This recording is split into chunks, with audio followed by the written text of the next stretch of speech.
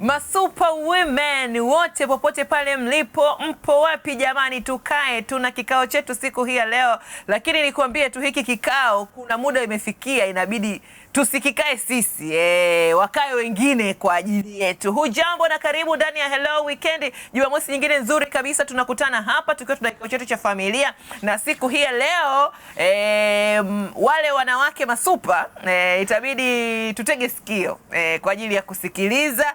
Tuangalie jamani, huyu superwoman tunayemzungumzia hapa, ana elimu, anatakiwa kufanya kazi, ana ndoa na ana majukumu ya nyumbani. Anawezaje kuvifanya hivi vyote kwa ufasaha? Yaani ikawa 10/10 minus nothing. Mzani usiegamie upande mmoja. Tunajadili hili kwa siku hii ya leo. Tuna wageni wetu, wanajopo wetu ambao tupo nao hapa kwa siku hii ya leo. Tutakujuza nambari yako ambayo unaweza ukashiriki pamoja na sisi. Richard. Bana Messi, kwanza hongera sana. Unajua wakati unaimba ule wimbo, sasa mimi sikupaswa kuimba, kwa hiyo nikana kuangalia unavyotamba na wimbo wako. Sawa. Sasa mwanamke huyo ana elimu, mwanamke huyo ana kazi, mwanamke huyo ana ndoa, lakini mwanamke huyo ana majukumu ya nyumbani. Ushanifahamu? Kazi ni sehemu ya majukumu, ndoa ina majukumu yake ya msingi, lakini pia kuna majukumu ya nyumbani, na majukumu haya kwa kawaida mengine hutengenezwa ama huandaliwa na jamii, kwamba wanawake watafanya haya, wanaume watafanya haya, lakini mwanamke akiwa kwenye ndoa inaaminika ama kuna yale ambayo anapaswa ayafanye. Asipofanya wakati mwingine huonekana tofauti, lakini inaelezwa pia wakati mwingine mwanamke pale anapokuwa na elimu fulani, kwa maana kiwango fulani ama level fulani ya elimu, wakati mwingine inaelezwa kwamba wengine kidogo, baadhi yao wamekuwa wakirudi nyuma kutekeleza hasa ile majukumu yao ya nyumbani. Sasa tunafanya kikao hapa, mimi Richard Ngaila, Mercy Mbaya akiwakilisha wanawake wote Tanzania, lakini yupo Geoffrey Malila, ni mshauri mwelekezi wa stadi za maisha. Karibu sana. Asante sana. Kikao ni kizito hiki, tutakijadili hapa lakini Hilarious. Unaona alivyopendeza Geoffrey? Ameulamba. Amenyoshewa tayari na shati. Kwa jinsi shati lilivyo, hajanyosha mwenyewe. Huyu sio wewe, na umepiga mkanda nje. Kuna mwenzetu amepambana kwenye jukumu lake. Mwenzenu na nani? Mwenzako. Hilari, usimutege kitu naye hapa, mtaalamu wa sosiolojia. Tutazungumza naye mengi kuhusiana na kikao hiki. Sasa mtege kiwewe, sijui nisemeje. Huyo kama mimi. Huyo ndo wale vijana. Unajua huko mtandaoni sasa hivi kumekuwa na timu yani. Kuna timu ya vijana wanaotaka kufuliwa, kufanyiwa kila kitu, na kuna timu ya vijana wanaosema acha mama apumzike, amechoka kazini. Kwa mtege kiupo timu gani wewe? Kabla sijachangia. Ana ukapuvede. Lakini kwa njia ya mtandao tuko na Eva Mrema, mshauri mwelekezi wa mahusiano na mwandishi wa vitabu. Karibu sana Eva. Naona majukumu yamekuelemea. Ukasema utakuja kwa mtandao. Sawa. Tunafurahi jamani kuungana na hawa wageni wetu siku hii ya leo, lakini na wewe utakuwa ni mgeni wetu pia, nambari moja ambayo utashiriki na sisi hapa kwa njia ya WhatsApp. Nambari yako inapita hapo chini. Tukukumbushe unaweza kushiriki na sisi hapa.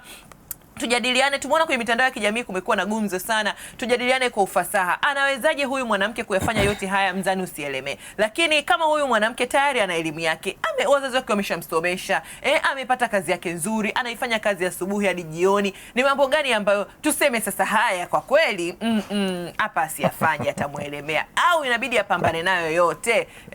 Nakuwa ni kama kuna baadhi ya majukumu unakuwa ni kama tembo hazidiwi na mkonga wake. Mbona umeanza utetezi? Jamani, amesoma huyu mama jamani. La kwanza hadi la 7. La 7 hadi form 1 hadi form 4. Form 4 hadi form 6. Chuo kikuu sijui, mwingine ni mainjinia miaka 5, wengine wamesoma degree ya miaka 3, mwingine na degree 1, mwingine hadi 2, hadi 3, hadi 4, hadi 5. Kweli akaanza kupambana na maharage jikoni ambayo mpaka ya hivi arukeruke.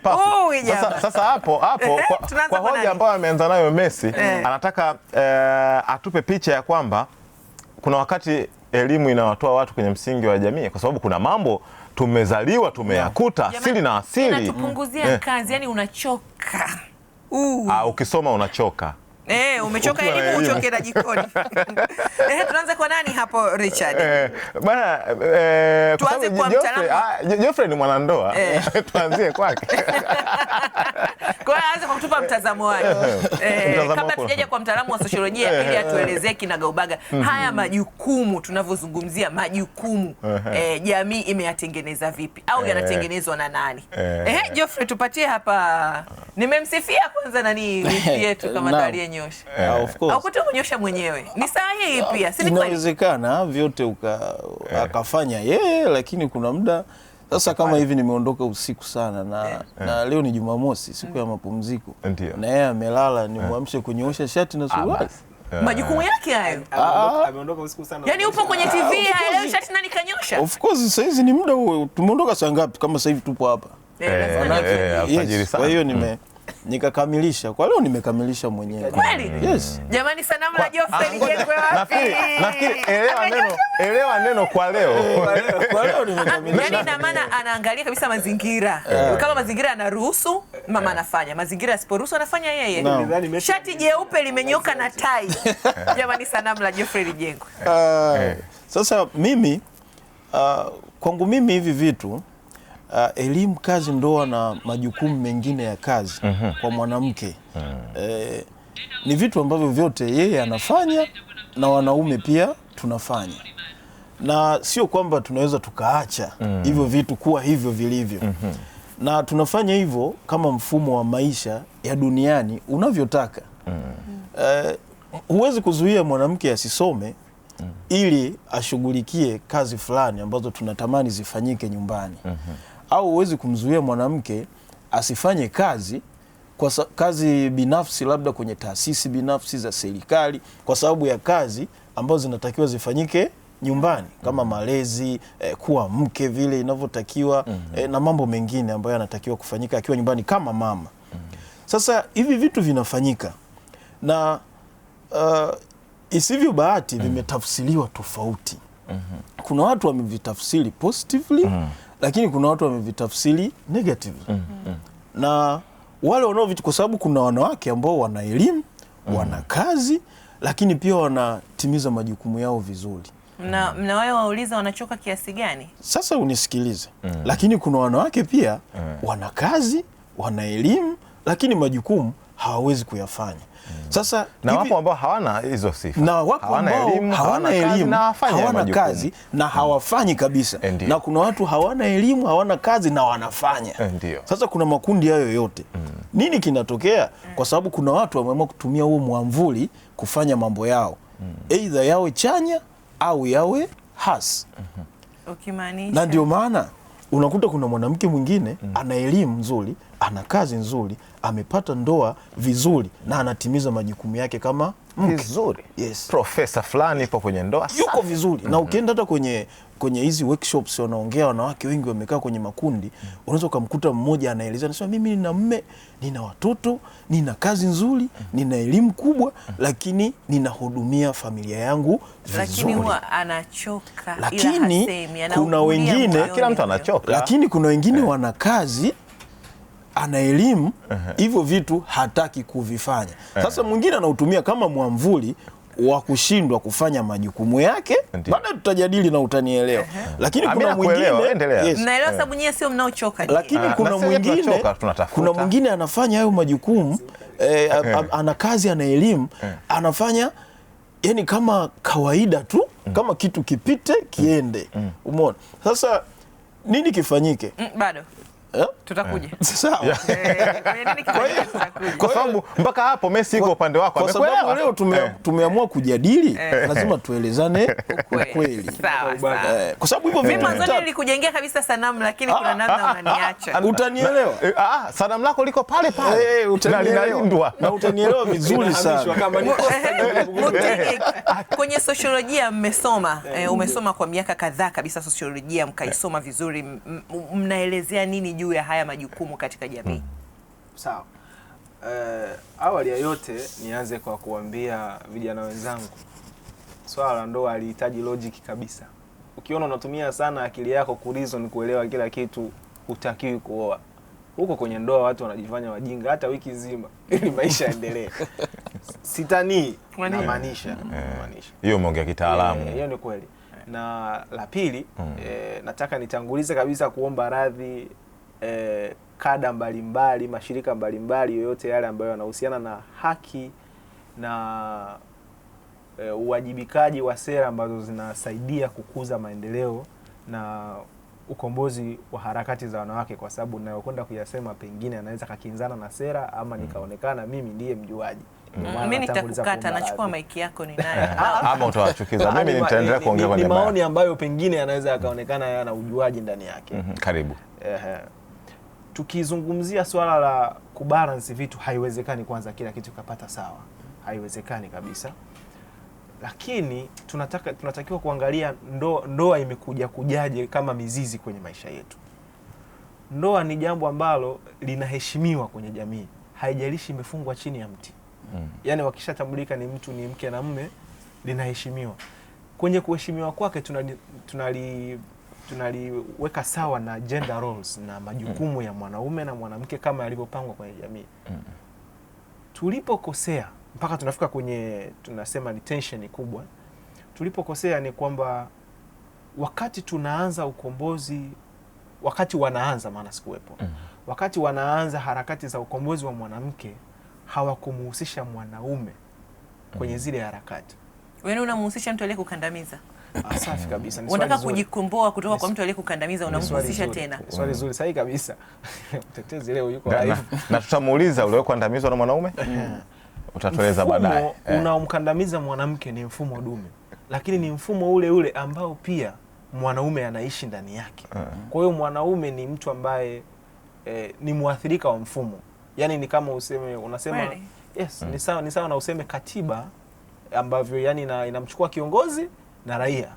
Kwa hiyo mfumo unamuonesha mwanaume kama mtawala, lakini kuna vitu naye pia ni muathirika. Kwa mfano, mimi siwezi kutoka nje nikawaambia watu kwamba mke wangu hataki kulipa ada, nimemruhusu afanye kazi lakini hataki kulipa ada. Nitaonekana mimi ni utekeleze majukumu yako. Mfumo umenipa majukumu hayo. Lakini nimemruhusu mwanamke wangu afanye kazi, asipolipa ada, asiposhiriki kwa fedha anayoipata, sitaki kulalamika. Maanake mimi nina majukumu makubwa na mke wangu pesa yake na majukumu binafsi.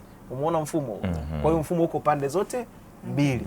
Kwa hiyo wakati wanaanzisha hili na wana falsafa mbalimbali zinazozungumzia ukombozi wa mwanamke, hawakuweza kuchukua adui ambaye ndiye adui halisi. Na adui halisi ni mfumo, sio mwanaume. Ukisikiza falsafa, ukifuatilia falsafa zao nyingi, mwanaume ndiye tatizo, kwa sababu mfumo unaweka unazunguka kwenye mwanaume pale, anatoa maamuzi, anafanya nini. Ukiachana na tunasema ni karama, kuna vitu Mungu ameweka ndani ya mwanaume, vingine ameweka ndani ya mwanamke. Kwa mfano, abadani miaka 100 mwanaume hawezi kuwa mlezi mzuri wa mtoto kama mama. Achana na masuala ya kibiolojia, sijui nani ananyonyesha, nani anabeba ujauzito. Ule ulezi tu. Baba hawezi kuwa vizuri. Anaweza kukwambia nilipambana, lakini mapambano yake alimpeleka kwa bibi bado, apeleka kwa shangazi. Unanipata? Sahihi. Kwa hiyo ule mfumo ndio ulitakiwa kukabwa. Unakabwa kupitia kona zipi? Ni kupitia kubadilisha majukumu ambayo mama kapewa, kwa sababu yale majukumu yalianza hapo zamani yakapewa uzito, ndio maana asipoyafanya tunamshangaa. Baba kwa mfano kama mimi nikilalamika fulani hajalipa ada, watanishangaa, si ndio? Vivyo hivyo mama asipokwenda kufanya kazi, kuna watu watashangaa ambao ni wanawake wa kisasa, alafu kuna watu hawatamshangaa, si ndivyo? Sasa tatizo kubwa linakuja kwamba wanaume hawakuhusishwa kwenye hii tunaita empowerment. Yaani wakati watu wanaondoka, wanaume tulitakiwa na sisi kuwa ni sehemu ya darasa linaloonesha umuhimu wa mwanamke kukombolewa. Kwa sababu sisi wanaume tunavyolelewa. Sasa ni kukombolewa kutoka kwenye mfumo. Kutoka kwenye mfumo ambao mfumo huo unafanya kazi ndani ya mwanaume. Kwa hiyo mwanaume anapobadilisha maamuzi, asiamue mwanaume mmoja kutoka Njombe, wa Mwanza, wa Dar es Salaam. Wanaume wote wao wanajua kwamba wanayo haki, kama ambavyo kwa mfano kuna kitu ambacho unajua sera kubwa sana ya ukombozi wa mwanamke ni elimu. Ndio sera kubwa. Lakini elimu iliambatana na nini? Kwa sababu baada ya elimu kuna vitu vingine vinatokea. Wazazi wote wanajua sasa hivi wana jukumu la kupeleka mtoto wa kike shule kumsomesha. Na ilikuja na sera ambazo zinahusisha na kupunguza mimba za utotoni, kupunguza ndoa za utotoni, na ikaonekana kabisa faida zake ni nini. Lakini katika ukombozi huu, sawa, na kuna mpaka sheria za kwenda jela kama binti ataishia darasa la 7 na kadhalika. Vyote vipo. Lakini kwenye hizi sera kuna mengine ambayo sisi wanaume tulitakiwa kuwa tunayajua. Mwanamke aliyekombolewa sio yule ambaye ulikuwa unamchukua akiwa na miaka 14 hajafanyaje? Hajasoma. Nimeanzia mbali ili tupate picha kwa nini tuko hapa. Kwa hiyo mwisho wa siku anakuja kuwa profesa, anakuja kuwa daktari, anakuja na degree yake moja au kaisha kidato cha 6 na kazi yake nzuri. Unamuona akiwa ana reason. Sawa? Ana uwezo wa kuchangia maamuzi, lakini wewe hujaandaliwa kisaikolojia kukutana na mwanamke anayeamua, anayefanya, ambaye anaweza kufanya. Na hata programu zao ni wanawake tunaweza. Wanawake tunaweza, sio wanaweza. Na hata sherehe zao wanaitana wao na mgeni rasmi ni wao. Nimeshaanza kuonea wivu sasa. Hapana. Natengeneza approach ambayo nataka uone. Sawa. Yaani wanaume tunafanya hustling zetu za kila siku, lakini hatupewi information yoyote kuhusiana na maendeleo ya mwanamke. Kwa hiyo mwisho wa siku sisi tunakuja kuna namna mnakuta tu kama tumebadilika, mtuelewe. Na hapo ndipo inakuja dhana ya kwamba mwanaume anatafuta kwa ajili ya familia yake, mwanamke anatafuta kwa ajili yake. Yaani hao jikomboe kutoka kwenye kundi fulani. Na yeye mwenyewe si ni familia. Sasa mwisho wa siku kwa nini anajikomboa kutoka kwenye hilo kundi? Ni kwa sababu tangu mwanzo mwanaume alikuwa labeled kama ndo tatizo. Ni wanataja mfumo dume, lakini wanamwangalia sana mwanaume. Lakini kiuhalisia ule mfumo, yule mwanaume anayekuoa naye kalelewa tu kwa namna hiyo. Unaona? Sawa. Tutarejea kwako hapa Mutegeki. Twende kwake kwa mwanamke mwenyewe tumsikilize. Na huyu angekuwa akitoa ushauri kwa mabinti ambao kabla hawajaingia kwenye ndoa, waliopo kwenye ndoa, mshauri mwelekezi wa mahusiano huyu, wa uhusiano. Nilishaambiwa na BAKITA kuna neno mahusiano. Mshauri mwelekezi wa uhusiano Eva Mrema, karibu uchangie katika eneo hili. Ni wapi ambapo mwanamke anapaswa kukaa, anapaswa kubalansi huo mzani wake, akafanya kazi vizuri kwenye elimu yake na ajira yake, na akawa mama bora nyumbani? Kwanza kabisa kisayansi tu mwanamke amepewa uwezo wa kufanya mambo mengi kwa wakati mmoja. Ndio maana unaweza kumkuta mama nyumbani anapika, anafua, anaosha vyombo, yaani anafanya mambo yote na yote yanakuwa very sawa. Kwa hivyo uwezo tu mwanamke aliopewa unamsaidia yeye kubalance mambo yake. Tunapata changamoto sana kwa sababu kama alivyosema huyo kaka, huu mfumo dume ulimwangalia mwanaume kama adui. Lakini uhalisia ni kwamba issue sio mfumo. Issue ni elimu iliyotolewa katika jamii yetu juu ya huu mfumo wa haki sawa kwa mwanamke na mwanaume. Elimu iliyotolewa ilimweka kweli mwanaume kuwa adui, lakini je, kweli mwanaume ni adui? Hilo ndio swali ambalo tunapaswa tujiulize sisi wote. Jibu linakuja ni kwamba mwanaume sio adui, mwanaume ni mshirika. Sasa kama mwanaume ni mshirika, ni wazi alitakiwa kushirikishwa kwenye haya yanayoendelea. Ndio maana nawaambia kila siku sisi wanawake wa Kiafrika kuna malezi yetu tuliolelewa ambayo tunapaswa kuendelea kuyaishi kulingana na aina ya wanaume wa Kiafrika tulionao. Huwezi kumchukua binti wa Kiafrika ukamweka kwenye 50-50 ya binti wa Kimarekani. Hapo utakuwa unafanya kitu ambacho sio sawa. Lakini nasema kwamba mwanamke anaweza akafanya yote na yakaenda sawa sawa. Maana yake ni nini? Maana yake ni kwamba kabla hujaanza kuingia kwenye uhusiano wa kindoa, lazima huyu mume wako anayeingia na wewe kwenye ndoa awe anajua ni nini unafanya kwenye maisha yako, akubaliane na kile unachokifanya kwenye maisha yako, kisha muweke ratiba itakayoweza kuwasaidia nyie wote kuishi kwa ustaarabu unaowezekana bila kuumizana. Shida moja kubwa ambayo nimekuja kuigundua ni kwamba wanawake wengi wanaenda kuota ndoto wakiwa kwenye ndoa. Akishaingia kwenye ndoa ndo anaanza kugundua kwamba yeye ni mpishi mzuri, anataka afungue mgahawa. Akiingia kwenye ndoa ndo anaanza kugundua kwamba yeye ana kipaji cha kuimba, anataka aende akaimbe. Lakini haya ni mambo ambayo binti kijana anatakiwa ayafungue kwenye maisha yake kabla hajaingia kwenye ndoa. Akija kuingia kwenye ndoa ataingia na mtu ambaye anajua purpose yake, anajua ni nini amebeba kwenye maisha yake, na haitokuwa shida kwa sababu kila kitu kinawezekana. Anaweza akawa mwanamke mfanyakazi na akatoka kazini akarudi nyumbani akapika chakula cha familia yake, akafanya na majukumu mengine, kwa sababu hawezi kufanya kazi masaa 24, yeye sio mashine. Ule muda wake wa ziada, sisi kama wanawake wa Kiafrika kuna namna fulani tulilelewa kuwa ngangari na majukumu yetu. Hata katika familia tunazotoka tulikuwa tunamuona mama anaamka asubuhi anaenda shambani kulima, akirudi kulima yeye ndiye anayeingia jikoni kupika, akimaliza kupika ataogesha watoto. Hayo yote ni majukumu ambayo kama huyu baba alionyeshwa nafasi ya majukumu hayo ndani ya familia, pengine angeweza kumsaidia, kwa sababu haikutambulika hivyo toka awali. Haya ni majukumu ya mama, na kwa sababu ni majukumu ya mama hatutakiwi kukwepa. Tunachotakiwa ni kujifunza njia nzuri za kuishi nayo bila kuathiriana kwa namna moja ama nyingine. Athari za mtu kuchukua majukumu ya mwenzake ni kubwa sana. Kitu kikubwa ninachofikiria kwamba vijana wengi wangefundishwa, hasa vijana wa kike wangefundishwa namna ya kuishi na hizo elimu kubwa, namna ya kuishi na huo uchumi mkubwa bila kuathiri asili yao, bila kuathiri ule mwanamke wa mtu. Shida wanayopitia wanaume wengi sasa hivi sio mwanaume kufanya kazi, mwanamke kufanya kazi. Shida wanayopitia wanaume wengi sasa hivi ni huyu mwanamke kufanya kazi kutoka katika mwanamke wake. Sasa anatoka katika mwanamke wake, anaathiri kila kitu kinachoendelea kwenye familia yake, na inaonekana shida ni kazi, lakini shida si kazi, shida ni tabia. Kwa hiyo Eva, unataka kusema kwamba asili ya mwanamke ni jikoni, asili ya mwanamke ni kufua nguo, asili ya mwanamke ni kufanya usafi, ndio asili hiyo? Asili ya mwanamke ni mlezi, yeye ni mama, familia iko mikononi mwake. Hata kama atakuwa na wasaidizi, lakini yeye ndio supervisor wa nyumba, lazima ahakikishe kila kitu kimeenda.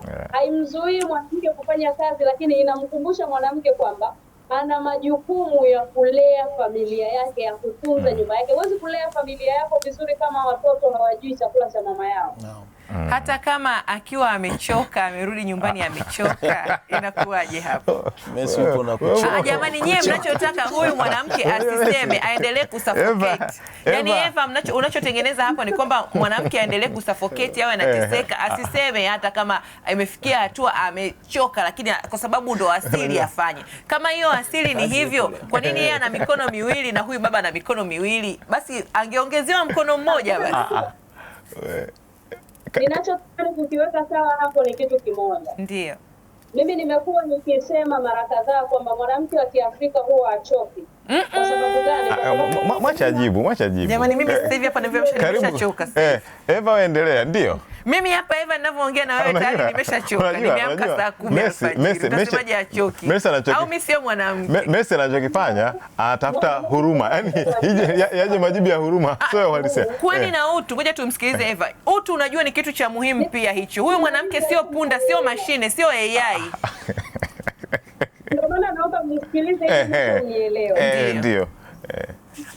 Kiuhalisia kabisa, malezi tuliolelewa sisi watoto wa kike wa Kiafrika, hasa wa Kitanzania, ndiyo malezi waliolelewa kaka zetu. Wakimwona dada anaosha vyombo, anafua na anaenda kukata kuni, kaka akiwa anaambiwa wewe mtoto wa kiume inabidi ufanye jukumu hili. Yaani kaka anaweza akapewa jukumu moja kubwa, lakini mtoto wa kike anapewa majukumu mengi madogo madogo.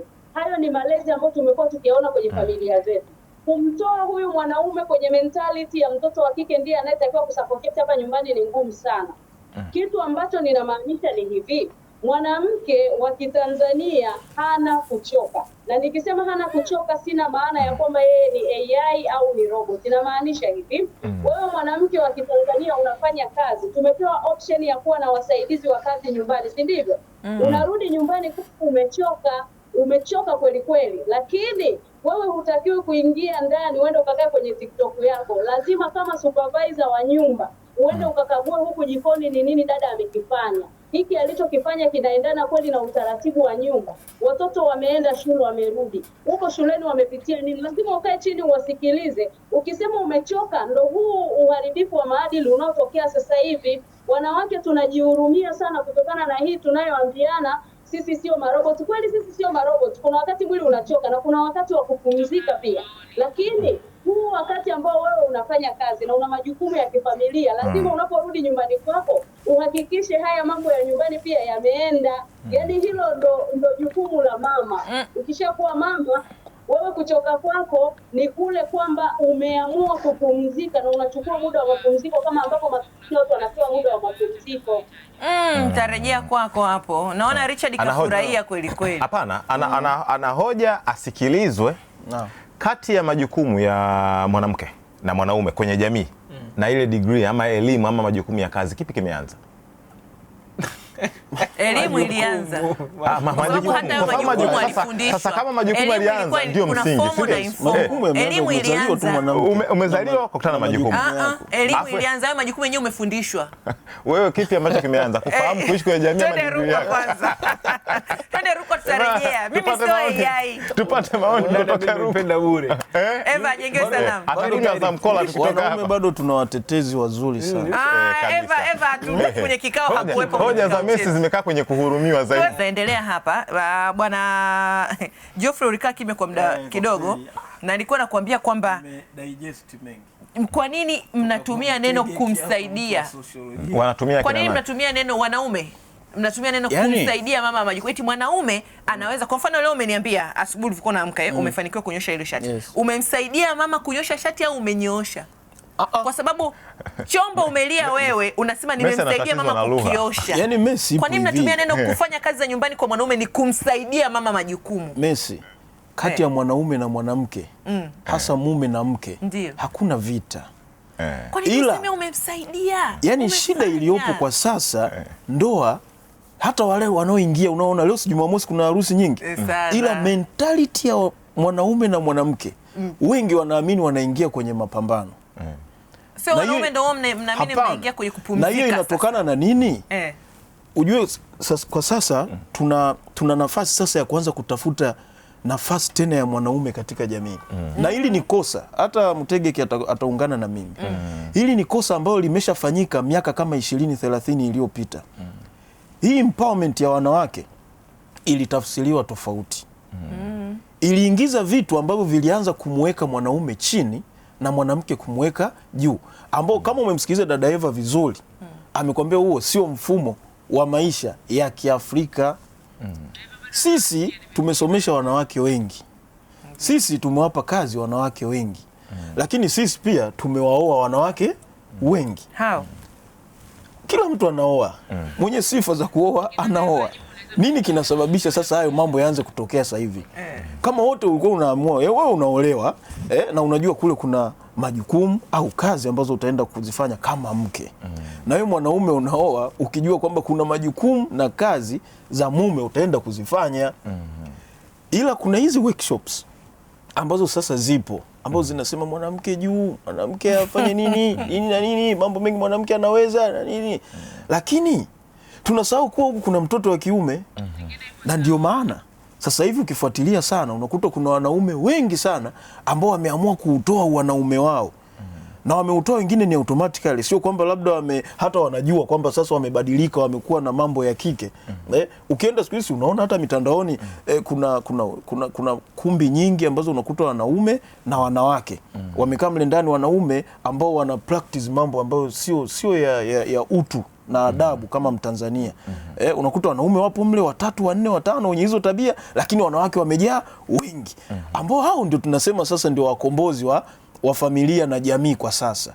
Sasa wale wanaume kwa nini wamefika kuwa vile? Sisi tumeamua kupoteza nafasi ya mwanaume kwa kumdogosha majukumu yake ambayo alikasimiwa na Mungu. Kuna asili ambayo mwanaume anayo. Na hizi elimu Messi, nikwambie tu, hizi elimu ambazo zipo sasa hivi, watu wanasoma, wanakuwa maprofesa, wanapata PhD nyingi na nini, wanawake wengi na wanaume wengi, ndizo ambazo sasa zimetafsiriwa tofauti, zimetufikisha hapa. Tunaona kama mwanamke anaweza akawa mwanaume, lakini mwanaume anafosiwa asiwe mwanaume, analazimishwa asiwe mwanaume. Lakini mwanamke tunatamani awe mwanaume. Kuosha chombo nyumbani kuna kufanya wewe kutokuwa mwanaume. Sasa hapo sasa ndio unaenda sehemu nyingine. Kwa mfano Africans sisi hapa wanaume, Ngaila, mimi, Geoffrey na Mtegeki, tuna majukumu yetu na wanaume wetu ambao tunaujua. Kwanza tunatambua kabisa ili uonekane upo, lazima pale nyumbani wapate kila kitu wanachokihitaji. Sahihi. Pale nyumbani lazima pawe na furaha. Sahihi. Watoto lazima wajue baba yao upo. Sasa hivi hii wiki si wiki ya ada hii. Baba lazima upambane, ujue pale kuna nini unatakiwa kufanya. Lakini mwanamke unatakiwa kuangalia watoto pale wapo vizuri, wana uwezo wa kwenda kusoma vizuri. Saikolojia yao imekaa vizuri. Unajua baba hayupo muda mwingi. Mama muda mwingi yupo na watoto. Hata kama upo unafanya kazi. Sasa baba na mama wote hawapo. Lakini bado majukumu haikuondoi. Kwa sababu utarudi nyumbani. Kama umepanga ratiba vizuri. Nyumbani mmoja apumzike, kama umepanga, hapana, mwanaume huwa hapumziki. Unaweza ukarudi pale ukamkuta mwanaume amekaa kwenye kochi. Cape Verde. Huwezi jua. Inawezekana hata hiyo Cape Verde aangalie. Yaani anaangalia pale lakini haangalii. Anaona watu wanakatisha. Anaona tu watu wanakatisha. Baba akikaa pale kwenye kochi tunamletea juisi, wao hajapumzika. Watu wa sosiolojia na saikolojia wanajua namna mwanamke na mwanaume tulivyo tofauti. Kwa pale vita vinaendelea kichwani. Sasa hivi ukiangalia tu hata kundi lenu nyinyi ujue mpo milioni 31 plus na 600 huko. 51%. Sisi tupo 41 tu. 49, yes. Sasa ukiangalia haya mambo yote ambayo yanafanyika ni kwa ustawi tu wa familia zetu. Lakini ametafsiriwa tofauti, ndio yametufikisha hapa. Yule dada Eva ameongea vizuri sana. Yule Eva bado nitamrudia kwa sababu mimi hawezi kuniambia tunaondoka wote. Na kuna wengine hadi mnasindikizanaga, unamwendesha ofisini unamshusha. Anachoongea Eva pale. Eva ingia kwenye mtazamo wako. Eva ana mtazamo wake ambao anaamini kabisa. Hajamaanisha hivyo. Yaani wewe huwezi masaa 24 huwezi kukosa muda wa kupumzika. Kwani chakula wewe unapika muda gani? Muda Cape Verde mimi napika. Geoffrey, chakula unapika muda gani? Sasa usiku alikuwa anapika jana. Chakula wewe unapika muda gani? Unapika masaa 3? Hapana. Saa moja inanitosha. Inakutosha. Ukimaliza kupika, si unafanya majukumu mengine? Unaona sipumziki hapo. Kwani mimi sifanyi majukumu yangu? Majukumu gani? Umekaa kwenye kochi tunakuletea juisi. Sasa unataka ni vita nyumbani wewe unapika. Mimi niwe nafanya kazi nyingine za kuosha vyombo na nini. Yaani hata upalilie. Si ndio unachokitaka? Si ndio unachokitaka? Sasa wewe kwanza ile. Wewe ukiwa jikoni unapika, unataka mimi naosha vyombo. Tuwe jikoni pale. Sisi wa Afrika, wa Tanzania. Sasa macho makavu. Kwani shida iko wapi? Sasa kwa nini unaona ukandamizaji unapokuja? Umeona sasa hapo mmetengeneza hoja nyingine. Tunarudi pale hoja ambayo amesema Mutege. Mfumo. Unajua mfumo unaambatana na fikra. Yaani kwamba tayari kuna dhana ambayo ipo kichwani haiwezi kuondolewa kwa profesa wako. Messi subiri. Ufanye mwanamke aonekane na mikono sasa huo mfumo huo ulikoanzia siku ya kwanza ambapo sisi hatukuwepo tunaendelea kuurithi. Hauondolewi na uprofesa wetu. Vitu vibaya. Kwa nini tusirithi vizuri tu na vibaya tukavibadilisha? Jamani, naomba niseme kitu moja kabla sijasahau. Unajua kuna kitu hii asili alisema hapa Mutege asili. Kuna asili za magharibi, kuna asili za Kiafrika. Ukichanganya tu hivi vitu lazima haya tutayajadili yote. Nani Godfrey? Godfrey Geoffrey. Na tunataka kutofautisha. Umevaa kimagharibi, umevaa Kiafrika. Mbona vingine mnakubali kuchukua? Hapana. Akiongeza kocha anaonekana very Italian. Yaani nikimwangalia style yake nitazani Obama fulani hivi yani. Sasa wewe huwezi kutaka kuishi kama watu ambao huko magharibi wao waliamua mfumo wao kwamba mwanamke na mwanaume wafanye kazi zao. Tumechukua madini. Wao mfumo wao wa maisha upo hivyo. Tumefanikiwa kuchukua kuabudu, kuvaa. Sisi Africans tuliamua kuishi kwa mwanamume unakuwa sehemu umekaa hivi na mwanamke anakuwa amekaa hivi na vitu vyake hivi. Na ndio mfumo tunaozungumza. Na wanawake wote ambao wameamua kuendana na mfumo wa Kiafrika kwenye ndoa zao. Haya hata ikipiga naweza kurushani zozote. Haya, tupate maoni ya Singida tutarudi kuendelea hapa. Director tuongezee lisatu. Watu wapigane.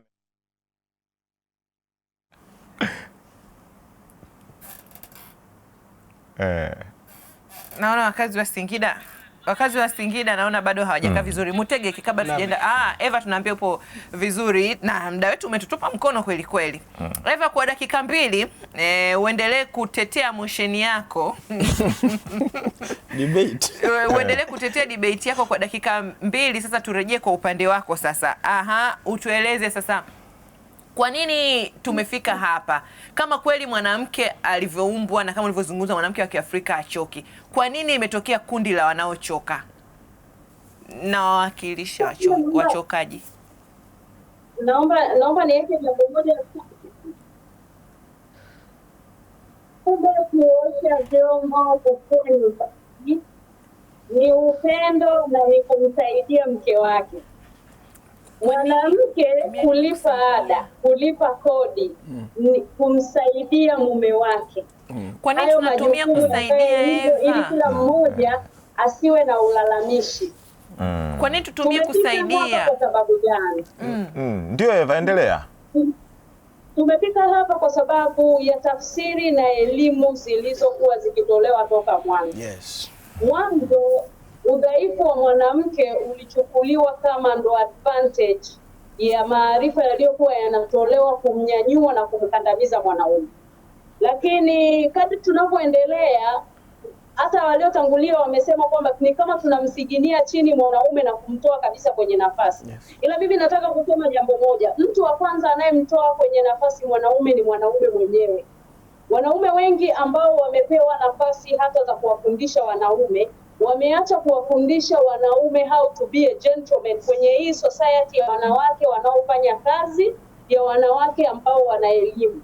Badala yake imekuwa ikipandikiza kwa huyu mwanaume kwamba mwanamke kuwa na elimu ni tatizo, mwanamke kuwa na kazi ni tatizo.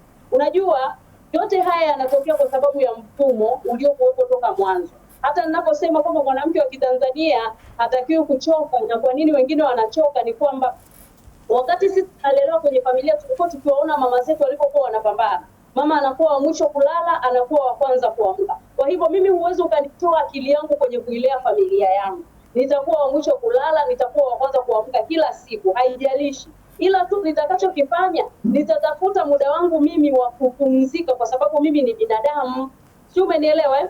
Kinachofanya wengine wanaona haya ni kama mateso ni nini? Ni kwamba wamekuwa katika jamii ambazo pengine wametoka kwenye familia ambazo walikuwa wakichukulia ule uwajibikaji na uchakarikaji wa mama kama mateso. Ukishachukulia kitu kama mateso, lazima utakuwa na wai nyingi, lakini ukichukulia kama jukumu utayafanya kwa upendo na utakuja kujishangaa hauchoki, kwa sababu unatoka kwenye kazini, unafika nyumbani, muda umeenda. Ukifika pale si lazima wao uingie kupika, lakini ni lazima kuhakikisha kile wanachokula watu wa familia yako kiko salama. Lazima uingie jikoni uonje ile recipe uliyompa dada watoto ameitendea haki. Sijui umenielewa? Kwa sababu kuna wakati mwingine kweli unaweza ukafika nyumbani muda umeenda, je, wale watoto wadogo pale nyumbani wasubiri mpaka saa 4 usiku wewe uje upike? Hapana. Lakini muda ambao wewe uko nyumbani, ingia jikoni, fanya majukumu yako, watoto wajue leo mama yuko hapa nyumbani. Sio, umenielewa? Baba yuko hapo nyumbani ana kazi zake. Sisi tulikuwa tukiona baba zetu siku ambazo wanakuwepo nyumbani, siku ambazo wanafika majani nje, wanafanya zile shughuli za kiume kule nje, na wanakuwa kule nje na watoto wa kiume. Kwa hiyo wanawafundisha watoto wa kiume, unapokuwa nyumbani na wewe kuna kazi zako. Sio, umenielewa? Sawa sawa. Haya Eva, mimi sikubaliani na wewe, nimekusikiliza ila kukielewa bado inachukua ngumu kidogo. Twende Singida, tunaambiwa hapo tayari. Sawa, twende Singida. Tukirudi hapa, tukirudi inabidi muhitimishe maana dakika zetu zimetukata. Haya, ni rahisi kwa sababu ukishatenga muda wako vizuri na hicho unachokipata kutokana na elimu yako au na ajira yako, ukabajeti muda vizuri na ukaweka malengo kwa kitu ambacho unatamani kukifanya, unaweza ukafanikiwa. Kwa sababu tukishapanga labda na watoto, muda wa kwenda kazini ni labda saa 1 mpaka saa 8. Huo muda ninaporudi nisiwe na mambo mengi, nikae na watoto wangu niwafundishe. Ndio kazi ni muhimu, lakini ninapotambua nimeolewa, niwajibike kama mama na niwajibike kama mama wa familia. Nimeolewa, nina mume wangu, nimzingatie na nizingatie watoto wangu ili kuandaa taifa jema la kesho.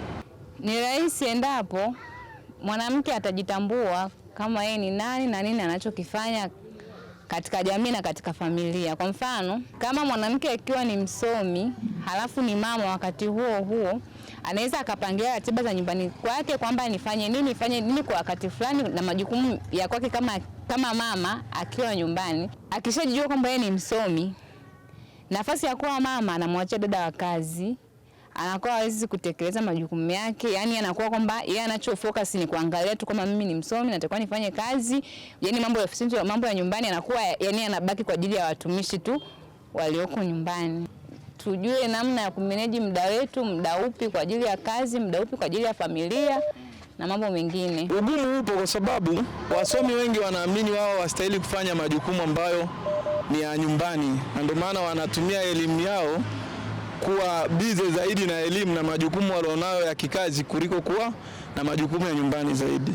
Pale ndo ugumu unakuja, wanaamini kwamba yeye ni msomi, amesoma, stahili kuwa mlezi wa watoto nyumbani.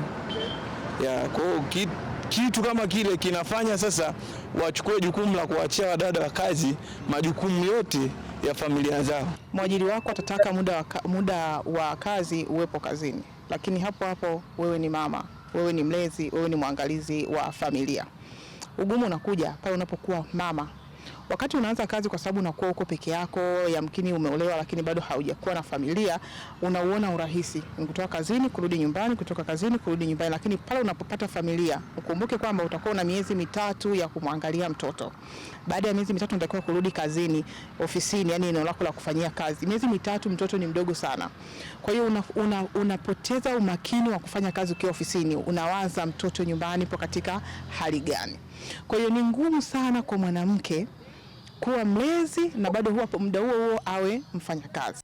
Haya, wakazi wa Singida maoni yao hayo ambao wamekutana na mwenzetu Deus Liganga, tunashukuru sana. Jamani, muda wetu sio rafiki kabisa. Mutegeki, ulikaa kimya kwa muda kidogo hapo. Kuna kauli moja mtandaoni inatembea kwamba mwanamke mwenye kazi kuna heshima yake inaongezeka mbele ya mume wake. Nimeisikia hiyo kauli na mimi nimeheshimu na nimeichukua kama ilivyo, na mimi na take nayo. Na alisema, na mnukuu, alisema ukiondoa watoto aliozaa na ukatoa hiyo Mrs. fulani, unabaki na nini kama mwanamke? Umenipata? Kwa hiyo ukombozi wa elimu ni swala zuri, lakini baada ya elimu kulikuwa na nini? Na mimi mapendekezo yangu ni yafuatayo. Sawa? Hapa tutakasirikiana kwenye mapendekezo. Acha wakasirike. Cha kwanza kabisa ni kwamba wanawake waambiwe kabisa, yani waelimishwe juu ya hili swala kwamba kama umeweza kufanikiwa kiuchumi, unaweza kushiriki majukumu 1, 2, 3, sio kusaidia. Nani hao? Wanawake waliofanikiwa. Waambiwe kabisa. Tufanye wanawake wenye mishahara yao. Sasa muda huo wakati sasa umeshaondoa nafasi ya mwanaume, sasa hapo nafasi ya mwanaume iko pale pale. Tofauti ni kwamba kuna majukumu mwanamke aweze kushiriki, kwa sababu anapoweza kushiriki tunatoka kwenye tension iliyokuwa sasa hivi. Wenyewe pia mmeshaizungumza kwamba mwanamke akishaanza kulipa tu hizo ada, kuna namna mume anakosa uimara wake kama baba kwa familia. Na mnukuu Eva amesema hivi, yanayoendelea yanahusiana na tabia ya mtu binafsi. Kama wewe huwezi kumtii mwanaume, ni wewe tu huwezi. Mshahara sio mwanamke, kipato kimekuja tu baadaye. Yuko profesa anaishi asili, na yupo ambaye hana elimu haishi asili. Kwa ni tabia ya mtu. Rais alisema mimi nikifika nyumbani ni mke, napiga goti.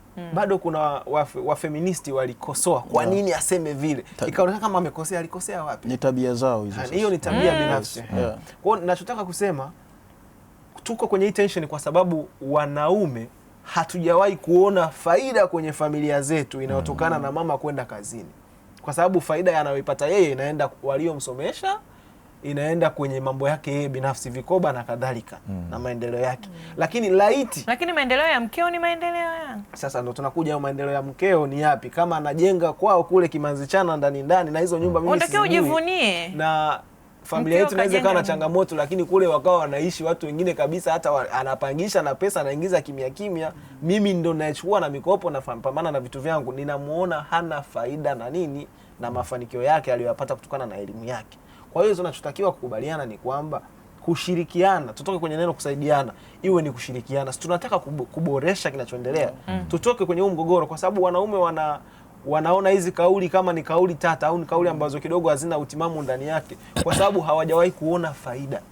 Hawaoni faida kwa sababu hata wale walioambiwa wanastahili elimu hawakuambiwa baada ya hiyo elimu na mafanikio yao wafanye nini kinafaa. Kwa hiyo tulipewa sana elimu, someni, fikeni, lakini hatukuambiwa baada ya elimu sasa tunaitumiaje, nini kipo mbele yetu. Nafikiri sasa haujakasirika. Mutege kasema anaogopa utakasirika. Sijakasirika. Ila nasema light tungelijua, tungeishia tu degree moja. Na kuna watoto wako very proud ambao wanaishi kwenye familia ambazo wazazi wote ni waajiriwa au wana maisha, na mama pia alichangia ada. Na hao akina mama hata watoki mbele kusema nimelipa ada, lakini watoto wako very proud. Tutoke kwenye jukumu tuende kwenye solution nyingine. kabla mahusiano hayajafika uhusiano, ulisema BAKITA wanisamee. Kabla uhusiano haujawa mkubwa, haujawa strong, haujawa na malengo yale ya kwenda mbele, watu wahusishe wana saikolojia na wataalamu wa study kama huyu. Nafikiri kuna kitu nimekisikia kwake ambacho ni very professional. Wawahusishe, wawasaidie kutambua uwezo wa saikolojia, uwezo wa kimaamuzi waliokuwa nao wapenzi wao. Umenipata? Kwa nini nasema hivyo? Kwa sababu wewe Eva ni fundi sana. Amesema mtu unafika kwenye ndoa ndo unaanza kuota. Kwa hiyo wewe utambui una talanta gani kabla ya kuingia kwenye ndoa. Tuachane na talanta yako. Kuna vitu unavitamani kwenye akili yako lakini pengine hujaanza kufanikiwa kuvifanya. Haujali mwanaume uliokuwa naye ni binafsi kiasi gani katika kukuacha, tunasema ni ugrow au glow. Ni ugrow, si ndio? Yaani ukue, uende mbali. Hauangalii hicho kitu. Unachoangalia ni ana provide nini kwa wakati huo. Mwisho wa siku atakutawala tu kwa sababu umemruhusu provide 100%. Popote pale, hata kwenye mfumo wa kibepari duniani, anayetoa zaidi mfukoni ana sauti zaidi. Haiwezekani uwe na sauti zaidi alafu wewe hautoi chochote kwenye dunia hii ya kisasa. Kwa hiyo kama ninakuruhusu ukafanye kazi na hela yako sioni nyumbani, tunatengeneza nini? Tunazita nini? Gender based violence. Tunatengeneza unyanyasaji mwingi sana nyumbani kutokana na watu ushiriki wao kwenye familia hatuoni, kwa sababu wanayakimbia majukumu yao kwa kudai kwamba elimu sijui nini inachukua nafasi kubwa sana. Baada ya hapo kinafuata nini? Asante. Geoffrey. Mimi katika yote tulioyajadili hapa nafikiri tumepeana elimu nzuri na jamii imesikia. Mada ni pana. Mada ni pana, lakini kwa sasa tulipofikia nafikiri kabla hatujafika mbali tuitafute tena nafasi ya mwanaume kuanzia kwa watoto wetu. Kwa sababu hata katika familia siku hizi wanasema nafasi ya mtoto wa kike katika familia, katika jamii, wa kiume tumemsahau. Na ndio maana siku hizi unakutana na wanaume wanafanya mambo yao ya ajabu huko, wanataka kuwa kama wanawake, wanaolewa, wanafanya mambo ya ajabu ajabu na watu wanawachekea, wanapaka wanja, wanavaa hereni na nini, kwa sababu wao wanajiona kama ndio wanawake, wanaume wamekuwa wanawake wamekuwa wanaume, wao wamekuwa wanawake. Sasa lazima na ni matajiri, wana magari mengi, wana nyumba nyingi na wanarusha mitandaoni kwamba tuna nyumba nyingi kwa sababu ya kazi wanazozifanya zisizo halali. Sasa ili taifa liendelee, dunia iendelee, wenzetu walioamua wao kukubaliana kwamba wanaume wanaweza wakawa wanawake, tuwaache. Sisi tubaki na utamaduni wetu kama Waafrika, kimaadili, kifamilia na katika ngazi zote, kwamba mwanaume ajulikane ni mwanaume, mwanamke ajulikane ni mwanamke. Na hata wanawake waliosoma sana wajue nafasi yao katika familia. Na wanaume pia ambao tupo na tunaendelea na kazi na nini, tujue nafasi zetu katika familia. Na hizi elimu, kazi zisitusababishe sisi kupoteza heshima ya ndoa, heshima ya wanaume, heshima ya wanawake. Mwanamke usikubali mume wako akawa chini. Yaani hata wewe unatakiwa utembee kifua mbele ukikutana na mume wako yupo very strong, very proudly kwamba mimi ni mwanaume. Usitake kuonesha kwamba mimi nina masters, nina PhD, kwa hiyo naweza nikafanya lolote kwa mume wangu na asinifanye kitu kwa sababu nina provide vitu vingi. Hapana, mwanaume ni mwanaume na mwanamke atabaki kuwa mwanamke miaka 100 mpaka Mungu aseme imetosha. Asante sana. Salamu lako naliongezea na niliko. Eva, kwa kuhitimisha, na wewe una dakika 1, unasemaje? Kuhitimisha, mimi naomba niseme jambo moja, kwamba kwa mwanamke yoyote ambaye anasikiliza leo hii anatakiwa ajue kwamba nafasi yake kwenye malezi ni kubwa kuliko kwenye kazi. Yaani kama unafanya kazi ni kwa sababu lazima tusaidiane kupunguza haya majukumu ya kidunia ambayo yameongezeka sana sasa hivi, ukizingatia siku hizi hatuna mashamba tunakoenda kuvuna chakula, kwa hiyo inabidi tufanye kazi ili tupunguziane majukumu ya kifamilia. Kwa hivyo fanya kazi sawa, lakini kila kitu kiende kwa kiasi. Unaporudi nyumbani, angalia watoto wako, muangalie mume wako, fanya yale yaliyo majukumu ya mke. Sio kila majukumu ni ya house girl, majukumu mengine ni ya kwako wewe mama. Yale ya kwako ambayo unajua kabisa kwamba mimi nilipofundishwa nyumbani kwetu, haya ni majukumu ya mama, hakikisha unayafanya, hata kama ni usiku wa manane, hata kama ni muda gani, muda wote unaopata wa kuwajibika kwenye familia yako, wajibika, kwa sababu thamani yako ya kwanza ipo kwenye kile unachokijenga hapa nyumbani. Wale watoto unaowalea hapa nyumbani ndio watakao kuwa wanakutambulisha wewe wa kwanza. Upendo wako wa kwanza, heshima yako ya kwanza na utambulisho wako wa kwanza upo kwenye kubaki wewe kuwa mwanamke mwenye kuwajibika katika majukumu yake. Asante sana Eva, hapo nimekupata vizuri kabisa. Kama napambana kutengeneza kazi vizuri kwenye ajira niliyoajiriwa, alafu kile ninachokimiliki mimi sijakitengeneza vizuri nyumbani, ndakuwa nimefanya na huyo mfanyakazi mzuri huko kazini pia ametokea kwenye malezi huko mazuri. Asante sana Eva, nimekupata. Maliza vizuri hapo. Yani amesema ina maana kinachokutambulisha ni ile familia yako. Umeitengenezaje kuwa vizuri? Yule mume wako, wale watoto wako unavotoka pale getini. Jinsi unavyowaona. Watu wakiwaona. Wanakuona wewe. Mateso unayopitia hayajalishi. Achana nao. Hilo ndo nampendea Messi. Ameshakuja kwenye huyu mtemi sana Richard. Asanteni sana mliotuma ujumbe, tunaomba radhi sana mtusamee, tumeshindwa kusoma kwa changamoto kidogo zimetokea za kiufundi, lakini meseji zenu tunaambiwa mmetuma, tumezipata na tunazithamini sana. Jumamosi ijayo pia tutakuwa na kikao kingine cha familia. Endelea tu kusalia na sisi. Mimi ni Merosi Mbaya, mwenzangu ni mimi ni Richard Ngaila. Asante kwa kuwa nasi.